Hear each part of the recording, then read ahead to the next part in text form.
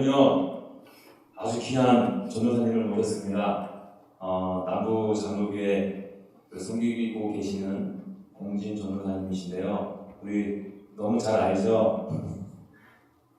몰라요?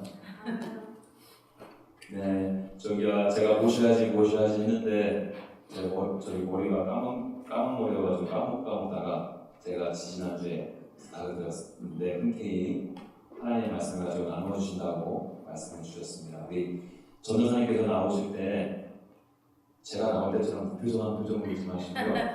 저는 익숙해서 괜찮은데 전도사님 나오셔서 보시면 상당히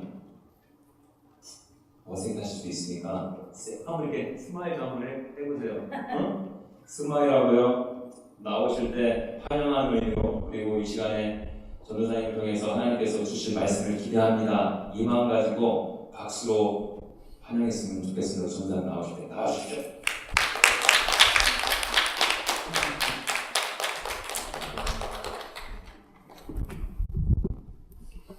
네, 우리 하나님 말씀 읽었는데요.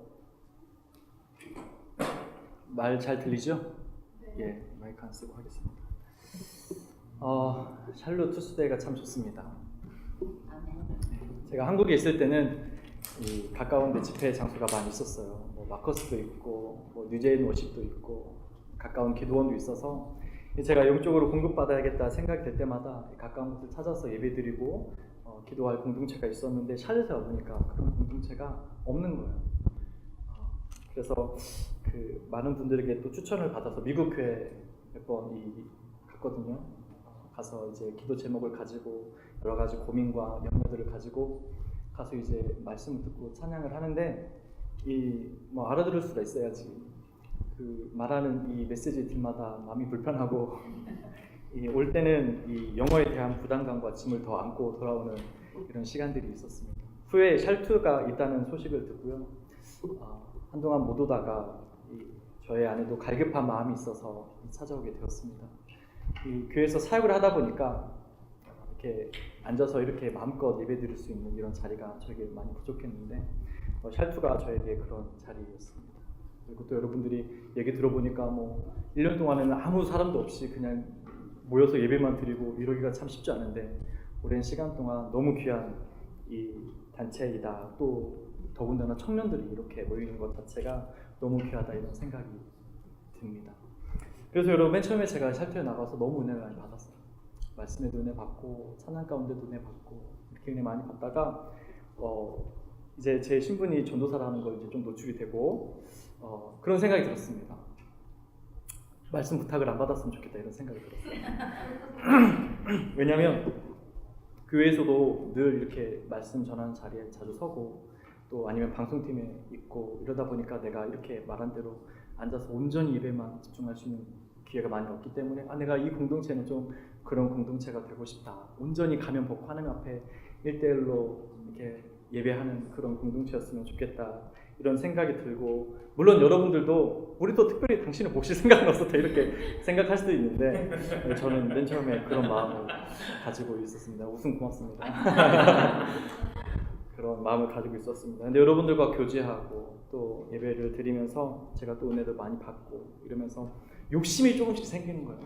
이렇게 하나님 앞에 예배하는 청년들과 한 번쯤 말씀을 나눌 수 있으면 좋겠다. 최근 들어 그런 생각을 진짜 한번 했어요. 또 예배를 드리면서 주셨던 마음들이 있었어요. 그래서 그 타이밍에 전도사님께서 말씀을 해주셔가지고 하나님께서 나에게 주신 마음들을 나누길 원하시나 보다 그런 마음 가지고 흔쾌히 쓴다고 말씀을 드렸습니다. 여러분 우리가 다윗 이야기 우리가 너무 잘 아는 본문 말씀 우리 함께 나눠보고 싶은데요. 여러분 다윗 사랑하시죠? 우리가 얼마나 다윗을 사랑하는지 모릅니다. 제 친한 친구 신학교 동기가 2명 있는데요. 한 명의 이름은 강신일이고 또 한 명의 이름은 강은실입니다. 저랑 가장 친한 두 동기인데 이 친구들 영어 이름이 데이비드 강이더라고요. 얼마나 다윗을 좋아하는지 이름을 지으면 영어 이름 하면 데이비드 말고는 딴 거 뭐 특히 생각이 안 나고 우리 아들도 다윗. 우리는 다윗을 너무 많이 사랑하는 것 같습니다. 제가 예전에 인천에서 사역할 때 권사님들과 이렇게 구역 예배를 한번 드렸어요. 제가 이 다윗과 밧세바라는 주제로 권사님들과 함께 말씀을 나누었습니다. 이 말씀을 다 나누고 권사님들과 함께 식사하는데요. 한 권사님이 저에게 그러는 거예요. 전도사님, 그래도 밧세바가 좀 유혹하시지 않을까요? 우리 다윗 왕이 그럴 리가 없다고. 우리 다윗 왕이 그렇게 넘어질 리가 없는데 아무래도 이거 밧세바가 작정하고 이거 달라들었으니까 그게 넘어지지 않았나 이렇게 말씀을 하시더라고요. 이만큼 우리는 정말 다윗의 편을 들어주고 싶어합니다. 얼마나 다윗을 사랑하는지 우리 다윗 왕이 그러지 않았을 거야 라고 생각하면서 다윗 왕의 편을 들어주고 싶어 하지요. 근데 여러분, 우리가 정직하게 오늘 읽었던 이 본문 말씀을 읽어보면요, 그런 뉘앙스로 성경은 말하고 있지 않습니다. 다윗 왕의 잘못된 점에 대해서 성경은 낱낱이 고발하듯 우리에게 말씀해주고 있습니다. 여러분, 오늘 밧세바가요 다윗 왕에게 작정하고 달라들지 않았습니다.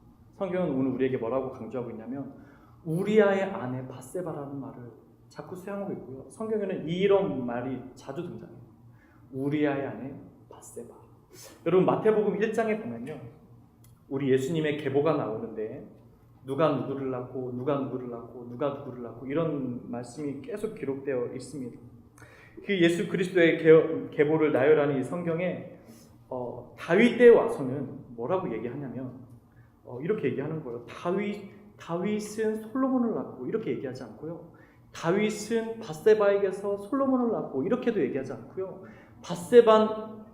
다윗은 우리아의 아내에게서 솔로몬을 낳고 이렇게 이야기합니다. 마태복음 1장 5절 6절 말씀 한번 제가 읽어보겠습니다. 이렇게 말씀하고 있어요. 살몬은 라합에게서 보아스를 낳고 보아스는 르덱에서 오벳을 낳고 오벳은 이새를 낳고 이새는 다윗 왕을 낳으니라. 다윗은 우리아의 아내에게서 솔로몬을 낳고 이렇게 말씀하고 있어요.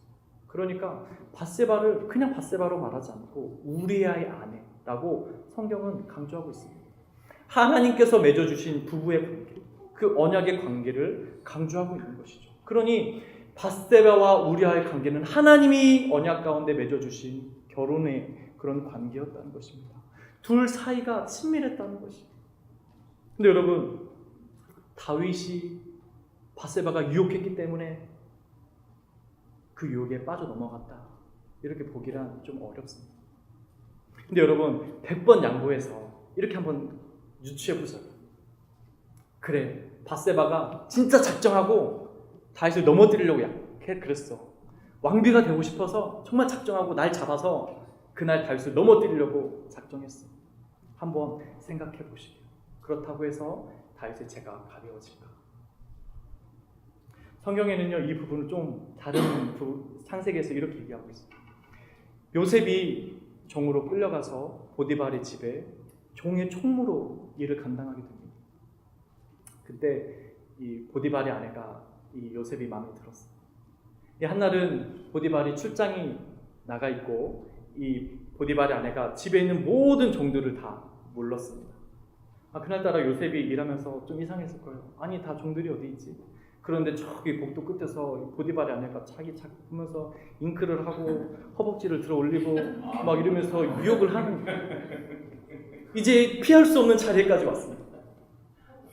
그럴 때 요셉이 뭐라고 이야기합니까? 당신 남편 그 보디발이 이 집안에서 나에게 다 허락했다. 그런데 하나 허락하지 않는 것이 있는데 그게 바로 당신이다. 그래서 뭐라고 합니까? 내가 어찌 하나님 앞에 범죄하리? 당신의 남편 앞에 어떻게 내가 범죄합니까? 이렇게 얘기하지 않고요. 내가 어찌 하나님 앞에 범죄하리? 이렇게 얘기합니다.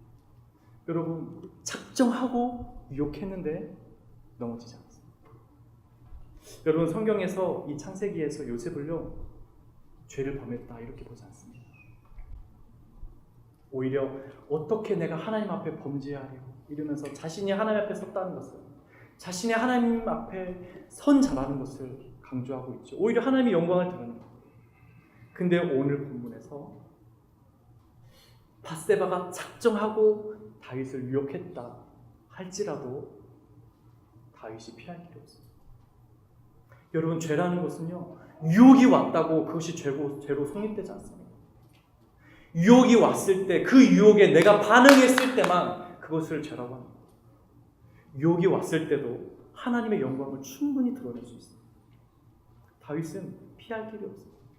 그가 죄를 범했다고 성경은 말씀하고 있는 것입니다.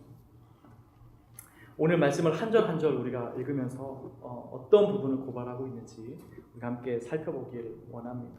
11장 1절 말씀 우리가 한번 읽어볼까요? 사무엘하 11장 1절 말씀 한번 읽어보겠습니다. 시작. 그 해가 돌아와 왕들이 출전할 때가 되매 다윗이 요압과 그에게 있는 그의 부하들과 온 이스라엘 군대를 보내니 그들이 암몬 자손을 멸하고 랍바를 에워쌌고 다윗은 예루살렘에 그대로 있더라. 아멘. 여러분 11장 1절 말씀 보십시오. 그 해가 돌아와 왕들이 출전할 때가 되매 그랬습니다. 전쟁 가운데 나가는데 이 전쟁은 왕들이 출전하는 전쟁이라는 거예요. 근데 여러분 당시의 전쟁들은 실제로 왕들이 출전했어요. 여러분 사울왕이 80세에 죽었는데 사울왕이 어디서 죽었는지 아십니까? 그가 전쟁터에서 죽었어요. 내가 너무 안타까운 게 이 성경을 보면서 요시야 왕이 등장하는 거예요. 그 자신의 선조의 왕들은 하나님을 떠나서 우상을 섬기면서 범죄했는데 이 요시야 왕은 어려서 왕이 돼서 하나님 앞에 정직하게 행했다고 성경에 기록되고 있어요. 그가 산당을 허물고 하나님을 예배하고 율법책을 창고에서 찾아서 그 말씀을 경외함으로 하나님을 그렇게 제사 지냈다고 예배했다고 성경에선 말하고 있으며 요시야를 어떻게 기록했냐면 그 전에도 후에도 이와 같은 왕이 없었다고 성경은 기록하고 있습니다. 근데 요시야 왕이 너무 안타깝게 젊은 나이에 전쟁터에 나가서 죽어버렸어요. 내가 그 말씀 볼 때마다 너무 안타까워. 좀 나가지 않고 다른 부하들을 보내든지 굳이 나가지도 안 해도 되는 전쟁이면 안 나가서 됐을 텐데 왜 굳이 나가서 그 죽임을 당했을까 할 만큼 여러분 전쟁 가운데는 왕들이 출전하게 되는 것입니다. 이때에도 왕들이 출정하는 전쟁이었습니다. 왕들이 나가면 그 군대에 사기가 올라가는 것이죠. 여러분 전쟁은 여러분 그 군대는 사기에 따라서 전쟁의 승패가 좌우가 되어 있습니다. 여러분 근데 왕이 나가지 않는 거예요. 그것을 이야기하고 있어요. 왕들이 나가야 하는 전쟁 가운데 오늘 말씀에 다윗은 예루살렘에 그대로 있더라 이야기하는 것입니다.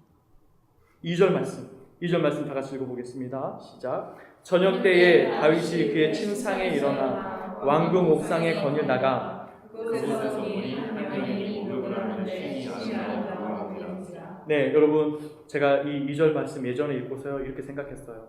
저녁 때에 다윗이 침상에서 일어났다. 야, 그래 다윗이지. 그래 다윗이지. 다윗 왕이지. 이렇게 생각하면서 자려고 누웠는데 잠이 안 오겠지.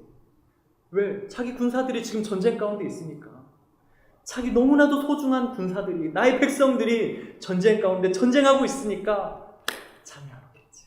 그래 다윗 왕이지 생각했는데요. 제가 이 말씀을 원어로 보니까 어떤 뜻이냐면요. 저녁 때에 다윗이 그의 침상에 일어나 이 말은요. 잠이 안 와서 이 이불을 박차고 일어난 게 아니고요. 잠을 푹 자고 일어났다는 말입니다. 우리가 아침에 일어나는 것처럼 이 다윗 왕이 저녁 때에 자고 일어났다는 것입니다. 여러분 너무 궁금해요. 언제 자야 저녁에 일어나죠? 언제 자야 저녁에 일어날 수 있습니까? 낮에 잤던지 아니면 아침으로 잤던지. 여러분 지금 시기가 언제라고요? 전쟁 때. 다윗이 예루살렘에 있는데 성에 있는데 낮잠을 실컷 자고 더 이상 잠이 안 와서 허리도 아프고 더 이상 잠이 안 와서 왕궁 밖 옥상을 거닐었다는 것입니다. 여러분 성경에서는요 종종 영적으로 무뎌져 있을 때 영적으로 침체되어 있을 때 잠을 잔다는 표현을 종종 씁니다. 요나서를 보면요 요나가 하나님의 뜻에 불순종해서 저 다시스로 가는 배를 타고 갈 때요 밖에서 막 풍랑이 이는데요 저 배 깊은 곳에서 가서 잠을 자고 있다고 성경이 기록하고 있어요. 하나님이 풍랑을 막 몰아치는데도 잠을 자고 있다는 거예요. 성경에는 둔감할 때 하나님으로부터 민감하지 못할 때 그때 잠을 자고 있다 이런 표현을 쓰고 있습니다. 다윗이 이른 저녁 그 저녁 때에 침상에서 일어났다라는 것입니다. 그래서 밖에 보니 한 여인이 목욕을 하는데 심히 아름다워 보이는지 이 보다 이 뜻도요 그냥 대충 본 게 아니라 유심히 봤다. 3절 말씀 한번 읽어보겠습니다. 시작. 다윗이 사람을 보내 그 여인을 알아보게 하였더니 그가 아들의 그는 미리암의 딸이요 햇사 우리아의 아세베가 아니니까. 네, 그 여인을 보고 그 여인에 대해서 사람을 시켜서 물어보았습니다. 그 여인이 누구냐? 알아봐라. 그랬더니 이 종이 와가지고 이렇게 얘기한 거예요. 신하가 그는 엘리암의 딸이요 햇사람 우리아의 아내 바세바가 아닙니까? 여러분 이 신하의 말을 이 뉘앙스를 다시 한번 더 곱씹어 생각해 보세요. 그는 엘리암의 딸이요 햇사람 우리아의 아내 바세바가 아닙니까? 다른 말로 설명할게요. 여러분 제가 이 샬투에 와가지고 예배를 자주 드리잖아요. 예배를 드리고 집으로 가면서 실제로 있었던 일은 아닙니다. 가정을 하는 겁니다. 근데 제가 운전하면서 저희 아내에게 이런 얘기를 합니다. 여보, 그 오늘 찬양 인도했던 그 청년 있잖아. 진표라는 청년. 그 청년 찬양이 너무 잘하던데. 찬양도 너무 드럼 너무 잘 쳐. 저는요 드럼 치는 사람 너무 부러워. 저는 박자치예요. 저는 박자 감각이 전혀 없거든요. 나는 이게 박자에 대한 병이 있다 이런 생각을 했는데 어느 날 이렇게 그 전문가와 잠깐 얘기할 기회가 있어서 저희가 박자 없음에 대해서 이야기를 했습니다. 그리고 제 박자 감각을 좀 보시더니 그분이 저한테 심각하게 그러셨어요. 전사님 박자에 대한 이 병이 아니고요. 전도사님쯤 되면 이 장애입니다. 이 병은 고칠 수가 있는데 이 장애는 고쳐지지가 않는다고. 그래서 제가 박자 장애 판정을 받고요. 그때부터 뭐 열심히 하려고 생각하지 않습니다. 저희 교회 새로운 청년들이 등록하면 제가 매번 주일마다 이 주님의 사랑이 이 찬양 불러주는데요. 매번 그 박자를 못 맞춰요. 2년 동안 똑같은 찬양을 부르는데 한 번을 못 맞췄어요. 여러분 그때마다 우리 청년들 얼마나 웃는지 노래 한 곡으로 여러분 사람 웃기기 2년 동안 쉽지 않습니다. 저 박자가 너무 멋있는 거예요. 드럼 치는 사람 보면 멋있는데 그렇게 드럼도 잘 치고 찬양 인도도 잘하고 목소리도 너무 좋고 제가 그래가지고 집에 가면서 우리 와이프한테 이러는 거. 여보, 우리 청년부에 지금 찬양 인도자가 없잖아. 나 그 청년 좀 탐나던데. 드럼도 너무 잘 치고 멋있고 노래도 잘하고 찬양 인도도 너무 잘하는데 좀 탐난다. 네, 이러면 우리 아내가 여보, 그 청년은 김정일 목사님이 심호하시는 베델교회 청년이 아니니까 이렇게 얘기하면 여러분 우리 아내가 저한테 어떤 뉘앙스 좀 얘기하고 있는 거예요. 첫 번째, 당신이 김정일 목사님을 알고 있는데 그 목사님 마음 아프게 하면 안 된다. 두 번째, 그 친구가 지금 베델교회에서 열심히 섬기고 있는데 당신이 그러면 안 된다. 당신 욕심이라고. 그런 뉘앙스로 저에게 그런 말을 하고 있는 거 아닙니까? 여러분 이 신하가요 다윗 왕이 그 얘기를 하고 있는 거예요. 당신이 우리아를 알고 있지 않냐? 바세바가 우리아의 아내인 거 알고 있지 않냐? 당신이 아무리 왕이라도 그에게 그런 욕심을 부리면 안 된다는 거예요. 여러분 우리아는요 다윗에게 보통 군사가 아니에요. 특별한 군사예요.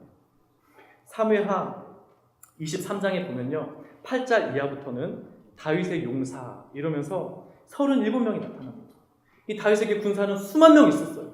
그 수만 명 가운데 이 다윗의 왕국을 세우는데 함께 고난을 같이 하고 어려움을 함께 겪어내면서 정말 피보다도 진한 그 다윗과 함께하는 그 군사 같은 사람이 37명이 있었는데 사무엘하 23장 8절 이하부터 누구누구라고 이렇게 기록되어 있습니다. 제가 37절부터 39절까지의 말씀을 한번 읽어드리겠습니다. 보십시오. 암몬 사람 셀렉과 수르야의 아들 요압의 무기를 잡은 자 브에도 사람 나하레와 이델 사람 이라와 이델 사람 가렙과 헷 사람 우리아라 이상 총수가 37명이었더라. 이러면서 다윗의 군사, 다윗의 용사 이러면서 그 수만 명 가운데 37명을 추출해서 사무엘하 23장 8절 이하부터는 기록하고 있습니다. 이 39절 보니까 헷 사람 우리아라 이상 총수가 37명이었다 이러면서 그 관계를 이야기합니다. 우리아는 특별한 군사였습니다. 그런데 여러분 다윗이 하나님의 음성이 이 신하의 말이 들리지 않습니다. 하나님의 음성이 들리지 않습니다. 왜 그럴까요? 여러분 이미 다윗의 마음 가운데 죄가 들어왔어요. 이 죄가 다윗을 주장하기 시작하고 그 죄에 사로잡힌 다윗은 분별하지 못하게 됩니다. 여러분 다윗이요 그 사울 왕을 피해서 광야에서 떠돌던 때예요. 사울 왕이 다윗을 잡으려고 혈안이 되어 있어서 수천 명의 군사를 이끌고 다윗을 찾기 혈안이 되어 있었습니다. 이 엔게디라는 지역에서 다윗과 다윗의 용사들이 한 굴에 숨어 있었어요. 여러분, 엔게디라는 지역은요, 굴이 많이 있는 지역이에요. 그 중에 한 굴에 들어가서 숨어 있었어요. 사울 왕이 수천 명의 군사를 이끌고 오는 것이 느껴집니다. 그런데 여러분, 사울 왕이요, 뒤가 급해서, 화장실이 급해서 그 굴 가운데 한 굴에 들어가서요, 뒤를 보고 있었어요. 그 수많은 굴 가운데 한 굴을 선택해서 그곳에서 큰일을 보고 있었던 거죠. 근데 여러분, 그 굴이 어떤 굴이냐면 다윗과 다윗의 용사들이 숨어있던 굴이었어요. 여러분, 이기기 쉽습니까? 다윗의 용사들이 다윗에게 뭐라고 하냐면, 하나님이 오늘 당신에게 사울을 넘겼다는 거예요. 이게 지금 우연이냐고. 당신이 지금 사울을 잡지 않으면 사울이 당신을 잡을 거야. 당신 죽는다고. 지금 사울 왕을 당신에게 하나님이 주신 절호의 찬스라고. 여러분, 사울 왕이 지금 어떻게 앉아있게요? 예? 여러분, 이렇게 앉아있으면요, 요거 하나로도 잡을 수 있어요. 요거 하나로. 여러분, 다윗이 칼을 빼줍니다. 사울 왕의 옷자락을 그었을 때 그 사울 왕을 옷자락을 그은 그것으로 하나님의 말씀을 듣습니다. 그 작은 옷자락 하나 베는 그것으로도 하나님의 음성을 들었던 다윗입니다. 성경에서 다윗의 마음이 찔려 이랬습니다. 히브리어로 낙하, 치다, 두드리다. 성령께서 다윗의 마음을 두드리는 것이며, 하나님이 기름 부어 세운 종을 네가 심판하지 마. 하나님이 세우셨으니까 하나님이 심판할 거야. 그 다윗의 찔림, 성령의 음성이 그 옷자락 베인 거 그거 하나로 들려진 것입니다. 다윗이 사울 왕을 죽이지 않고 그대로 살려보내요. 여러분, 이거 살려보내면 안 되거든요. 이거 살려보내면요, 다윗이 죽을 수 있어요. 하나님의 주권을 인정하는 다윗이 이 주권을 어떻게 인정하냐면 자신의 목숨을 걸고 하나님의 주권을 인정하고 사울을 보내주는 것입니다. 그 옷자락 벤 그거 하나 가지고 하나님의 음성을 들었던 다윗입니다. 그런데 오늘 하나님께서 이 종을 통하여 말씀하시는데 들리지 않는 햇사람 우리아의 아내 밧세바가 아니니까 이 하나님의 음성이 들리지 않는 것입니다. 여러분, 이 상태를 뭐라고 말하는 줄 압니까? 강팍이라고. 더 이상 하나님의 말씀이 들리지 않는.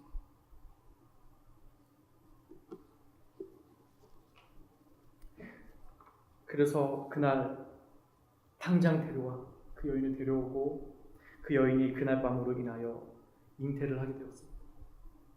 다윗이 이것을 무마시키려고 전쟁 가운데 있는 우리아를 불러옵니다. 그리고 그에게 큰 상과 전쟁에서 수고한 노후를 치하하면서 집으로 보내줍니다. 특별 휴가를 준 거죠.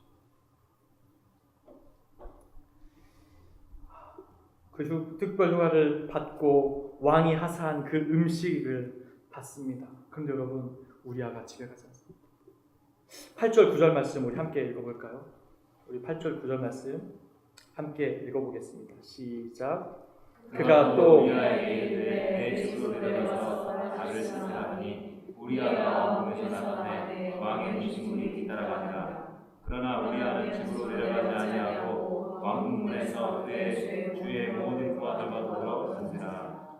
네, 여러분 9절에 보니까 그러나 우리아는 집으로 내려가지 아니하고 이렇게 말씀하고 있습니다.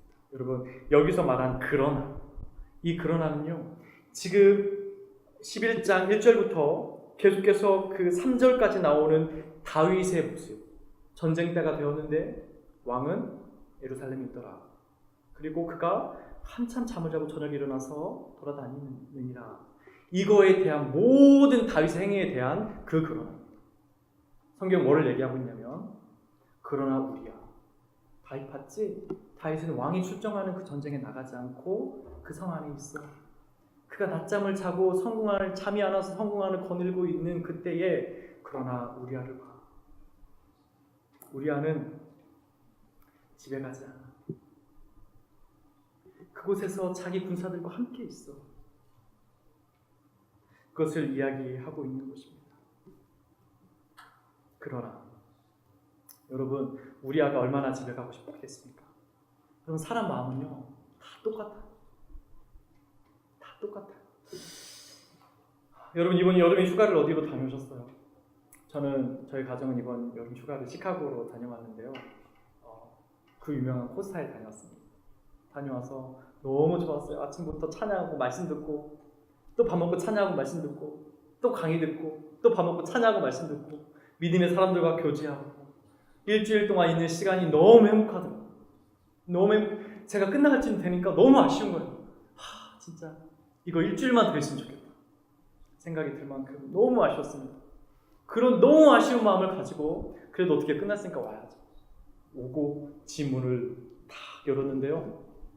여러분, 어디 여행을 한 뒤에 좋은 곳에 가고 좋은 곳을 보고 좋은 곳을 먹고 난 이후에 집에 돌아오면 여러분 어떤 말을 하십니까? 자연스럽게 늘 우리 아버지 어머니가 하는 말. 집이 제일 좋다. 코스타 그 일주일 동안 은혜 너무 많이 받고 일주일만 더 있으면 좋겠다 그랬는데요. 집에 딱 도착해서 문 딱 열면서요. 집이 제일 좋다. 이런 생각이 들었습니다. 여러분, 우리아가 지금 전쟁 가운데서 왔습니다. 그 전쟁, 그 긴장감 속, 이 끄끄한 갑옷을 좀 벗어버리고, 이 땀내 나는 이 갑옷을 좀 무거운 갑옷을 좀 벗어버리고, 이 긴장도 좀 풀고, 이 피비린내 나는 칼도 좀 내려놓고, 좀 편하게 하루 정도 따뜻한 물에 씻고 하루 정도 늦잠 자고 싶다. 이런 마음 들지 않았을까요? 여러분, 군대에서 그렇게 고생을 하고 그 긴장감 속에서 돌아왔는데 집에 가고 싶지 않겠어요? 여러분, 우리아가 가지 않는 거예요. 성경에서 우리아가 왜 가지 않느냐, 우리 궁금하죠? 다윗도 궁금했나 봐요. 다윗이 사람을 시켜서 알아봤는데 우리아가 집에 가지 않고 왕궁 문 밖 앞에 있다는 거예요. 그래서 다윗이 묻습니다. 너 왜 집에 가지 않니? 내가 너에게 선물을 주었잖아. 너에게 특별 휴가를 주었잖아. 근데 너 왜 집에 가지 않아? 여러분이 만약에 이런 특별한 은혜, 특별한 휴가 받았다면 여러분은 어떻게 하시겠어요? 아마 하나님께서 나에게 이런 축복을 주시는구나. 예수 잘 믿고 그렇게 봉사하고 내가 그 전쟁터에서 그 수고를 하니까 하나님이 나에게 이런 휴가를 주시는구나, 이런 축복을 주시는구나 하면서 저 시시하게 예수 믿는 것들은 아직도 저 전쟁 속에서 아주 더 힘들어 죽으려고 그러는데, 나처럼 이렇게 예수 잘 믿고 나처럼 이렇게 봉사했더니 하나님이 이런 특별한 은혜를 주시는구나. 지금까지 여러분 한국 기독교가 그렇게 가르치지 않았습니까? 여러분은 어떻게 하시겠어요? 다윗이 그렇게 묻자 우리아가 이렇게 대답합니다. 11절 말씀 우리 함께 읽어볼까요? 시작. 우리아가 다윗에게 이르되 내 주 요압과 내 왕의 부하들이 바깥들에 지치고 이르거든 내가 어찌 내 집으로 가서 먹고 마시고 내 처와 같이 자리인가? 내가 이 일을 하지 아니하여 왕의 살아계심과 왕의 손에 살아계심을 두고 맹세하나이다. 네, 여러분, 우리아가 뭐라고 말합니까? 그곳에 언약궤와 이스라엘과 유다와 야인 중에 있고 내 주 여호와과 내 왕의 부하들이 바깥에 진치고 있거늘. 여러분, 무슨 말 하는 거예요? 지금은요 전쟁 중이라는 거예요. 여러분, 지금은 전쟁 중이라는 거예요.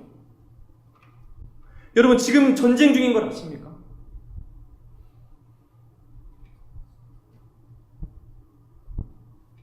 우리아가 가고 싶지만, 누리고 싶지만 가지 않는 이유는 지금은 왕이시여, 지금은 전쟁 중이에요. 여러분, 여러분에게 그 권리가 여러분에게 있어요. 그 자유가 여러분에게 있어요. 이 땅에서 잘 먹고 잘 살 수 있는 그 권리, 자유 여러분에게 있어요. 누가 뭐래요? 여러분, 이 시간 샬투 예배 안 오고 집에 가서 편히 쉴 수 있고 친구들과 만나서 수다 떨 수 있고 놀 수 있는 그 자유와 권리가 여러분에게 있습니다. 누가 아니래요? 여러분, 우리아에게 쉴 수 있는 권리가 없었습니까? 왕이 하사한 특별휴가 누가 뭐라고 합니까? 집에 가서 쉬다면 누가 뭐라고 해요? 왕이 준 그 음식 집에 가서 나 혼자 먹고 잘 살면 누가 뭐라고 합니까? 여러분, 여러분에게 그 은혜가 여러분에게 여전히 남아있어요. 그 권리, 그 자유 여러분의 것이에요. 이 땅에서 행복하게 살아도요 누가 뭐라고 할 사람 하나도 없어요. 근데 여러분 하나,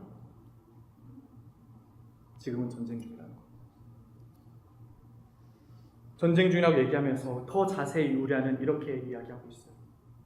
우리아가 다윗에게 아뢰되 언약궤와 이스라엘과 유다가 야영 중에 있고, 여러분 이스라엘이 거기 있고 유다가 야영 중에 있습니다. 내 주 여호와과 내 부하들이 거기에 있습니다. 그런데 하나 좀 걸리는 게 있어요. 언약궤가 지금 전쟁 가운데 나가 있을까? 그럼 어떻게 생각하세요? 언약궤가 지금 전쟁 가운데 나가 있을 것 같아요? 학자들의 말마다 의견이 조금씩 다릅니다. 어느 학자는 언약궤가 지금 전쟁 가운데 있다 이렇게 말하는 학자들도 있고, 어느 학자는 언약궤가 전쟁 가운데 있지 않다 이렇게 이야기하는 학자들도 있습니다. 예, 여러분 저는 언약궤가 그곳에 있다고 생각하지 않습니다. 왜냐하면 사무엘상 4장에 여러분 이스라엘이 블레셋과 전쟁하는 장면이 나옵니다. 전쟁할 때가 되어서 전쟁에 나가는데 우리 전도사님이 잘 설명해 주셨어요. 전주에 잘 설명해 주셨는데 이스라엘 백성들이 어떻게 나가면 하나님의 언약궤를 메고 전쟁 가운데 나갑니다. 근데 여러분 언약궤를 메고 전쟁 가운데 나가는데 하나님의 뜻을 구하지 않고 하나님 앞에 제사 지내지 않고 자신의 목적과 승리를 위하여 이 하나님의 언약궤를 끌고 갑니다. 하나님께 묻지 않습니다. 내 필요에 따라서 내가 급하니까 내가 이겨야 되니까 하나님의 언약궤를 끌고 가는 것입니다. 마치 하나님의 멱살을 끌고 가는 것처럼 하나님 언약궤를 자신의 필요에 따라 자신의 욕심에 따라 끌고 가는 것입니다. 여러분 이 사무엘상 4장 이후에 이 언약궤를 뺏기죠. 여러분 이건 진짜 엄청난 사건입니다. 당시 여러분 전쟁은요 족속과 족속과의 전쟁은요 그냥 육신으로 하는 이런 전쟁이라기보다 신들의 전쟁이었어요. 왜냐하면 이스라엘 백성도 하나님을 의지하고 하나님을 믿고 나아가지만 저쪽 블레셋도요 자신의 신을 믿고 자신의 신에게 제사하고 나온단 말이에요. 이들이 생각했던 전쟁의 개념은요 신들의 전쟁이에요. 우리의 신이 더 세다 이거예요. 전쟁에 이기면 우리 신이 더 세다 이런 사상을 가지고 나왔단 말이에요. 근데 여러분 이 전쟁에서 이스라엘이 진 겁니다. 하나님이 약해서요? 아니요. 그 사상 다음에 여러분 성경에 뭐라고 말합니까? 그들이 가져온 그 다곤 신상 앞에 그들이 이겨서 다곤 신전 앞에 하나님 언약궤를 갖다 놓은 다음날 일어나니까 다곤 신상이 엎드려져 있습니다. 이상하네. 다시 세웠습니다. 다음날 자고 일어났습니다. 그 다곤 신상에 팔과 목과 다리가 다 잘려 있습니다. 하나님이 약해서 그렇습니까? 그렇지 않다는 거예요. 그럼 왜 언약궤가 뺏깁니까? 하나님이 약해서? 하나님이 다곤에게 져서? 아니요. 어떤 신학자가 이렇게 표현했습니다. 하나님이 더 이상 이스라엘과 함께 할 수 없어서 그들에게서 스스로 토하여지셨다. 하나님의 임재? 여러분 우리가 하나님 임재 감당할 수 있습니까? 하나님의 영광? 우리 욕심대로 이끌어올 수 있습니까? 여러분 감당할 수 있습니까? 하나님이 더 이상 이스라엘과 함께 할 수 없어서 그들에게서 토하여지셨다. 하나님. 여러분 그 후에 이 하나님의 언약궤가 다윗 때에 돌아오지요. 다윗이 기뻐서 얼마나 그 언약궤가 돌아오는 것이 기뻐서 옷이 벗겨지지 못하고 하나님의 영광을 하나님의 임재 가운데 갇혀서 찬양.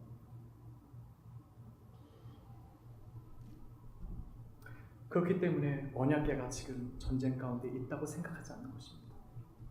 그 교훈이 있기 때문에 언약궤는 다윗의 장막 그 안에 있을 것입니다. 근데 여러분 오늘 우리아는 왜 언약궤와 이스라엘과 유다가 야영 중에 있다고 얘기했을까요? 우리아가 몰라서? 아니요. 언약궤는 하나님의 임재를 상징합니다. 우리아는 하나님의 임재가 그곳 가운데 있다고 얘기하는 겁니다. 하나님께서 그곳 가운데 이스라엘 위해서 싸우고 있다고 말씀하시는 것입니다. 하나님께서 그곳 가운데 계시기 때문에 하나님 영광이 그 전쟁 가운데 머무시기 때문에 내가 집에 가서 쉴 수 없다. 하나님의 마음이 그곳 가운데 있고 하나님의 뜻이 그곳 가운데 있기 때문에 내가 오늘 편히 나에게 그 권리가 있고 나에게 그 자유가 있지만 나의 마음이 하나님과 함께하기를 원하기 때문에 내가 하나님의 임재에 갇혀서 하나님의 전쟁 가운데 있기 때문에 하나님 내가 이곳에서 근신하며 하나님의 백성들과 함께 있기를 원합니다 라고 고백하는 것입니다.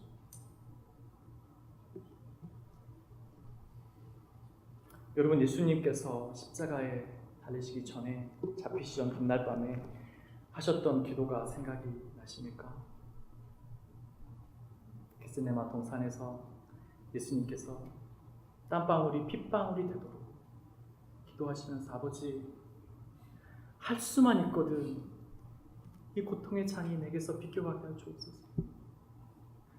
그러나 나의 원대로 마옵시고 아버지 원대로 되길 원합니다. 이렇게 기도하시고 그 골고다 언덕길을 우리 주님께서 우리 구주께서 묵묵히 걸어가셨습니다.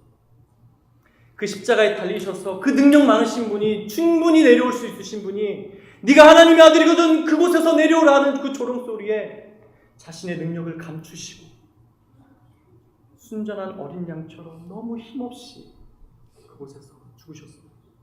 왜 그랬을까요? 하나님의 언약이 그곳 가운데 머물러 있기 때문에 그렇습니다. 하나님의 말씀이 하나님의 약속이 그곳 가운데 머물러 있기 때문입니다. 저와 여러분을 구원하기 위한 다윗과 같은 저와 여러분들을 구원하기 위한 하나님의 계획이 하나님의 마음이 그곳 가운데 머물러 있었기 때문에 우리 구주께서는 그곳까지 묵묵히 가신 것입니다.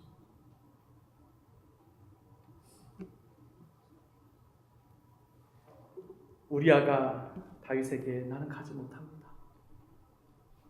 우리 하나님이 그곳에 계십니다. 다윗 우리아의 이름의 뜻은 원래 햇사람인데 이방 사람입니다. 그 이름의 뜻은 나의 빛은 주님이십니다 라는 뜻입니다. 나의 빛은 주님이십니다.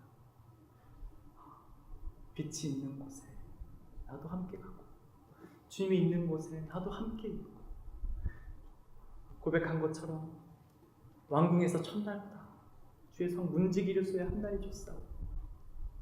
주님의 임재 가운데 나는 거하기 원합니다 라고 고백하는 그의 우리아의 신앙을 우리는 볼 수 있습니다. 여러분 그 후에 다윗이 우리아를 죽이기로 결정합니다. 우리아를 불러서 편지를 써서 우리아 손에 그 편지 하나를 쥐어주고 너의 상관 요압에게 가서 이 편지를 전해줘라 하는데요. 이 편지 내용이 무엇입니까? 전쟁이 시작되면 우리아를 일선으로 보내고 군사를 보내고 적군들이 오면 모든 군사를 뒤로 다 빼. 그리고 우리아가 그곳에 홀로 죽게 합니다. 우리아는 그 편지를 가지고 자기 상관 요압에게 가서 그 편지를 전해주고 실제로 여러분 우리아는 그 전쟁 가운데 죽습니다. 어떻게 그 가운데 홀로 싸울 수 있을까? 두렵고 힘들고 이해할 수 없고 그 상황 속에서 하나님이 함께 계시기 때문에 하나님이 임재가 이곳 가운데 있기 때문에 하나님이 나와 함께 싸우시기 때문에 그곳에서 싸울 수 있는 것이고 여러분 최근에 한국교회에 여러 가지 이 대형교회 소식으로 참 많이 가슴이 아팠습니다.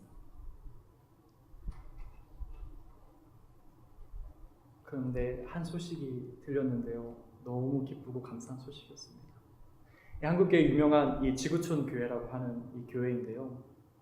이 교회 담임 목사님이신 진지영 목사님이 어느 날 저번 주였습니다. 2주 전에 이런 고백을 하셨어요. 이 모든 사역을 내려놓고 아프리카 케냐로 갑니다. 너무 갑작스러워서 교인들뿐만 아니라 한국 교회가 놀랐습니다. 아니 그렇게 큰 교회, 남들은 그 교회 못 가서 난리인데 아니 그렇게 좋은 자리에 어떻게 그것을 내려놓고 아프리카 케냐로 다시 돌아간다고 얘기할 수 있을까? 제가 신학교 때요 이 진재영 목사님이 오셔서 3일 동안 신앙 수련을 해주신 적이 있습니다. 제가 그때의 본문과 말씀 제목이 아직도 생각날 만큼 참 많이 은혜 받았었습니다. 이 목사님이 설교를 하시는데 크게도 설교 안 해요. 나긋나긋하게 한마디 한마디 힘없는 목소리로 설교하시는데 어찌나 그 메시지가 강력한지 그 말씀의 임재 앞에 많이 울었던 기억이 납니다. 여러분 이 목사님이 어느 날 불안간 케냐로 떠난다고 이런 고백을 하는데요. 신선한 충격이었습니다. 그리고 그런 믿음의 선배가 있다는 게 참 감사했습니다. 하나님의 뜻에 순종해서 그렇게 나아갈 수 있다는 것 기쁘고 감사합니다. 여러분, 설교 끝으로요, 그 영상 우리 보고 우리 함께 찬양하고 기도했으면 좋겠습니다. 지난 8년 동안의 모든 사역들을 하나님의 부르심 가운데 이제 지구촌 교회의 담임 목회의 역할을 내려놓고 하나님이 부르신 아프리카 케냐의 선교사로 이제 떠나려고 합니다. 몇 주 전에 우리 리더십들과 이미 나누었지만 오늘 처음 듣는 분들에게도 무척 큰 충격이 될 수 있을지 모릅니다. 그렇지만 오늘 이 아브라함의 다 드려진 삶의 모습처럼 온전한 사랑을 온전한 믿음으로 온전한 순종의 길로 나아가고자 합니다. 제가 처음 지구촌교회 부임할 때 많은 사람들에게 회자되었던 이야기들이 있었습니다. 왜 목사님들이 크고 좋은 교회 가면서 하나님 뜻이라고 하는가 하는 이야기였습니다. 정말 힘들고 어려운 곳에 가면서도 하나님의 뜻이라고, 하나님의 부르심, 하나님의 보내심 때문에 갈 수 있을 거라고 이야기해야 될 것을 생각해 보았습니다. 이제는 아프리카 케냐를 향해서 여러분들의 보내주심을 바랍니다. 지난 8년 동안 너무나 행복하고 또 너무나 감사한 축복의 시간들을 가졌습니다. 사랑하는 원로 목사님의 또 멘토링과 또 기도와 사랑, 동역자들, 그리고 과분한 사랑, 우리 성도님들의 함께하는 그 모든 것들, 이 모든 것들을 이제 다 내려놓고 하나님이 다시 말씀하시는 아프리카 케냐의 저주의 대륙에 있는 그 어두운 영혼들을 향해 다시 믿음의 길을 떠나려고 합니다.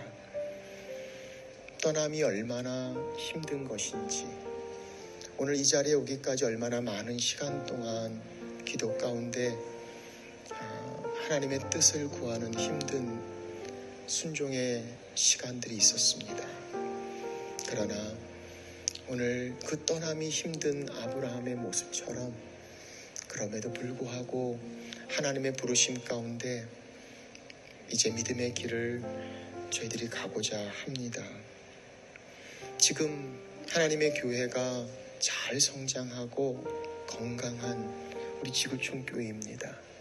그래서 더 떠나기가 힘들고 그 하나님의 보내심이 다 이해되지 않지만 하나님 말씀에 순종하여 저희들은 그 길을 가고자 합니다.